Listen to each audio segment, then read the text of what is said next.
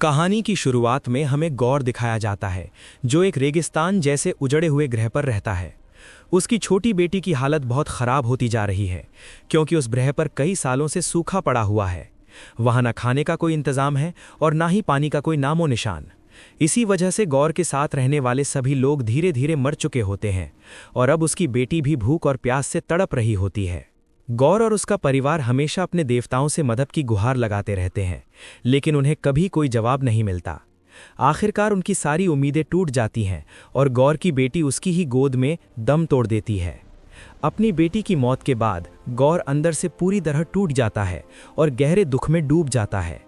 फिर एक दिन गौर को अचानक एक हरी भरी जगह दिखाई देती है, जो उसके सूखे ग्रह से बिल्कुल अलग होती है।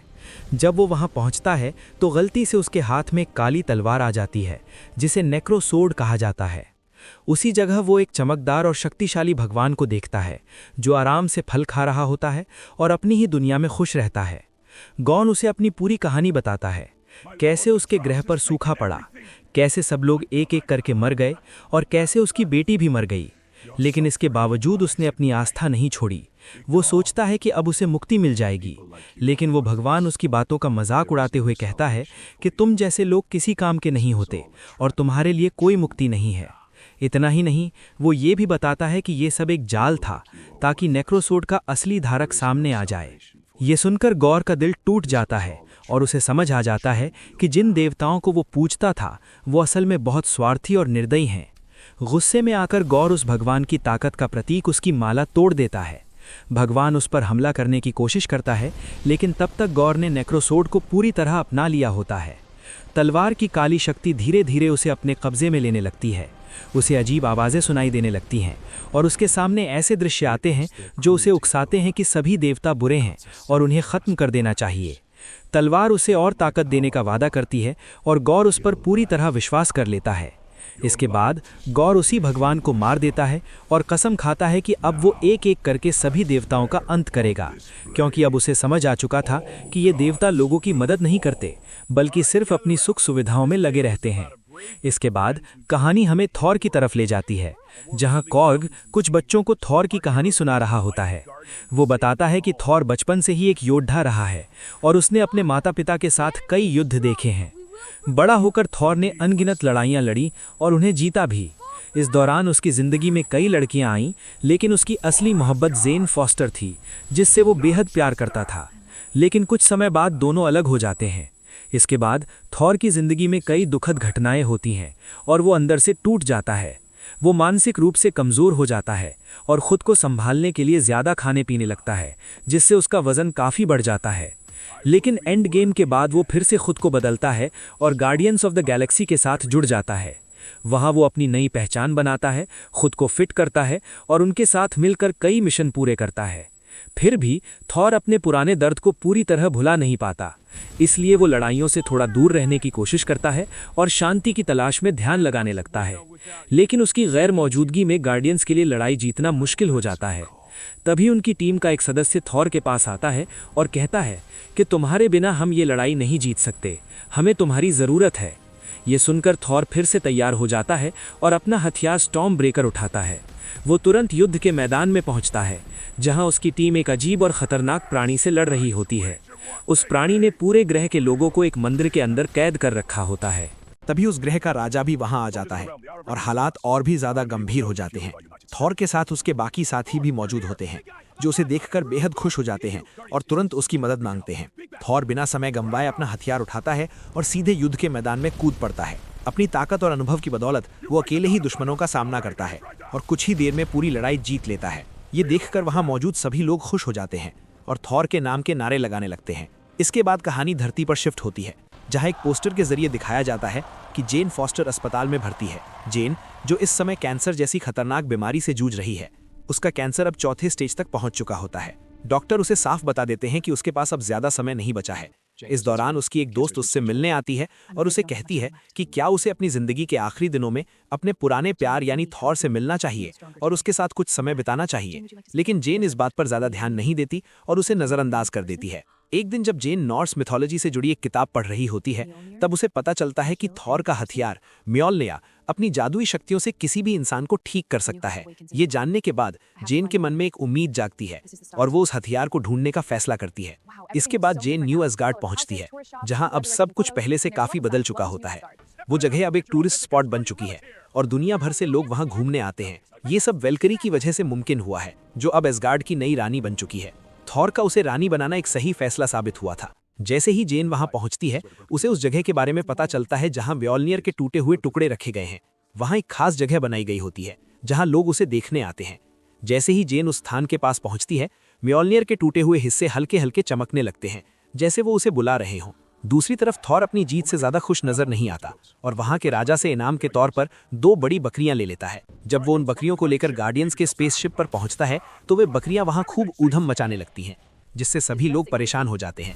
इसी बीच अचानक अलग अलग जगहों से संदेश आने लगते हैं, जिनसे पता चलता है कि कई ग्रहों पर देवताओं को बेरहमी से मारा जा रहा है। ये घटनाएं एक ही समय पर अलग अलग जगह हो रही होती हैं, जिससे साफ हो जाता है कि कोई बहुत ताकतवर दुश्मन इन सब के पीछे है। ये खबर सुनकर थॉर समझ जाता है कि मामला काफी गंभीर है। वो तुरंत अपनी टीम से अलग होकर इस खतरे की जड़ तक पहुंचने का फैसला करता है। वो स्टॉर्म ब्रेकर की मदद से एक जगह से दूसरी जगह जाता है और लोगों की मदद करने लगता है। इसी दौरान वो एक ऐसे ग्रह पर पहुंचता है जहां पहले से ही तबाही मची हुई होती है। वहां पहुंचकर उसे पता चलता है कि उस जगह का देवता पहले ही मारा जा चुका है। चारों तरफ बर्बादी फैली होती है और कोई भी रिंदा नजर नहीं आता। तभी उसे वहां एक घायल व्यक्ति दिखाई देता है। थॉर तुरंत उसके पास जाता है और देखता है कि उस व्यक्ति का एक हाथ बुरी तरह से कट चुका है और वो बहुत मुश्किल से जिंदा है। वो घायल आदमी थॉर को बताने की कोशिश करता है कि क्या हुआ था, लेकिन उसकी हालत इतनी खराब होती है कि उसकी आवाज ठीक से निकल भी नहीं पाती। थॉर उस घायल आदमी से पूछता है कि ये सब किसने किया। वो आदमी मुश्किल से बोल पाता है और बताता है कि एक खतरनाक दैत्य है जिसका नाम गौर है। वो बेरहमी से देवताओं का शिकार कर रहा है और उसके पास एक खतरनाक हथियार है जिसे नेक्रोसोड कहा जाता है, जो उसे देवताओं को मारने की ताकत देता है। ये सुनते ही थॉर समझ जाता है कि खतरा कितना बड़ा है। उसी समय गोर न्यूज असगार्ड की तरफ बढ़ रहा होता है। ये जानकर थॉर तुरंत अपने साथियों के साथ वहां जाने का फैसला करता है और स्टॉर्म ब्रेकर की मदद से सीधे न्यूज असगार्ड पहुंच जाता है। न्यूज असगार्ड में पहुंचते ही वो देखता है कि वहां अफरा तफरी मची हुई है। वेलकरी और कॉर्ग एक अंधेरे और डरावने जीव से लड़ रहे होते हैं, जिसे गोर ने भेजा होता है। जैसे ही थॉर वहां पहुंचता है, वो भी उनके साथ मिलकर उस प्राणी से लड़ना शुरू कर देता है। लड़ाई के दौरान थॉर अचानक देखता है कि उसका टूटा हुआ हथौड़ा म्योल्निर फिर से जुड़ चुका है और कोई उसे कंट्रोल कर रहा है। वो हथौड़ा गोर के भेजे हुए जीवों को खत्म कर रहा होता है। ये देखकर थॉर हैरान रह जाता है, क्योंकि म्योल्निर तो पहले टूट चुका था। जब वो ध्यान से देखता है तो उसे पता चलता है कि म्योल्निर को चलाने वाली कोई और नहीं बल्कि जेन फॉस्टर है। थॉर उसे देखकर पूरी तरह चौंक जाता है और समझ नहीं पाता कि ये कैसे संभव हुआ।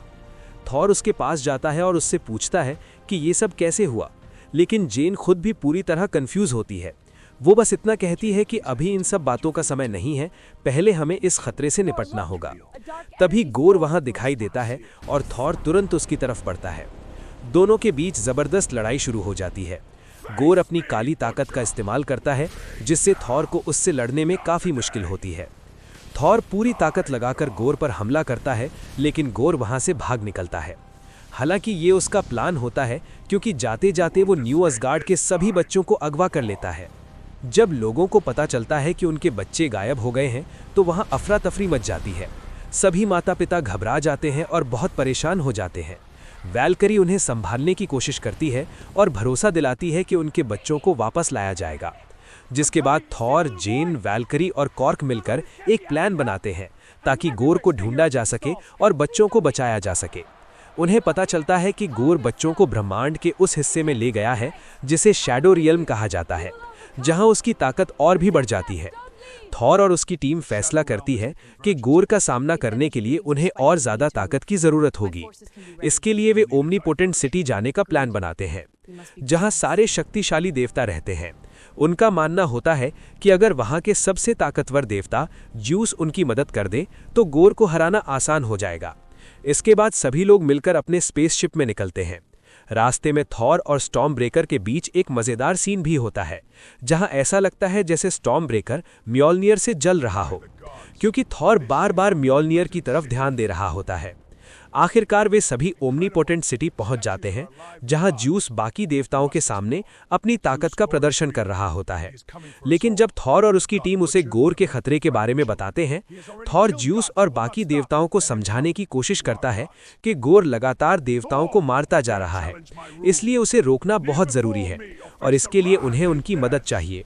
लेकिन ज्यूस और बाकी देवता डर की वजह से मदद करने से साफ मना कर देते हैं। उनका कहना होता है कि गोर से टकराना सही नहीं होगा क्योंकि उसके पास नेक्रोसॉर्ड है जो किसी भी देवता को मार सकती है। ज्यूस ये भी कहता है कि गोर कभी इटर्निटी तक नहीं पहुंच पाएगा क्योंकि वो जगह ब्रह्मांड के सबसे अंत में है और वहां तक पहुंचना आसान नहीं है। वो उन्हें आदेश देता है कि कोई भी देवता अपनी जगह से बाहर नहीं जाएगा और सभी यहीं सुरक्षित रहेंगे। ज्यूस की ये बात सुनकर थॉर को बहुत गुस्सा आता है। उसे एहसास होता है कि ये देवता उतने महान नहीं हैं जितना वो सोचता था, बल्कि ये सिर्फ अपनी जान बचाने में लगे हुए हैं। गुस्से में थॉर ज्यूस से कहता है कि तुम बिल्कुल वैसे नहीं हो जैसे मैं तुम्हें समझता था, तुम बस अपने महल में छिपकर डरते रहते हो। ये सुनकर ज्यूस गुस्से से आग बबूला हो जाता है। वो अपने सैनिकों को आदेश देता है और उन पर हमला करवा देता है। ज्यूस खुद भी अपनी ताकत का इस्तेमाल करते हुए थॉर पर वार करता है। इसके जवाब में थॉर भी पूरी ताकत से लड़ता है और आखिरकार ज्यूस के ही हथियार थंडरबोल्ट का इस्तेमाल करके उसे घायल कर देता है। इसके बाद हालात और भी बिगड़ जाते हैं और वहां अफरा तफरी मच जाती है। थॉर अपने साथियों के साथ वहां से निकलने की कोशिश करता है। इस दौरान कॉर्क बुरी तरह घायल हो जाता है और उसका शरीर रूठ जाता है, लेकिन उसका सिर जिंदा रहता है। थॉर उसे अपने साथ ले जाता है और किसी तरह वहां से बाहर निकल जाता है। जाते जाते वो ज्यूस का थंडरबोल्ट भी अपने साथ ले लेता है ताकि आगे की लड़ाई में उसका इस्तेमाल कर सके। इसके बाद थॉर गोर द्वारा अगवा किए गए बच्चों से बात करने की कोशिश करता है। वो उन्हें दिलासा देता है और कहता है कि डरने की जरूरत नहीं है, वो जल्द ही उन्हें बचाने आएगा।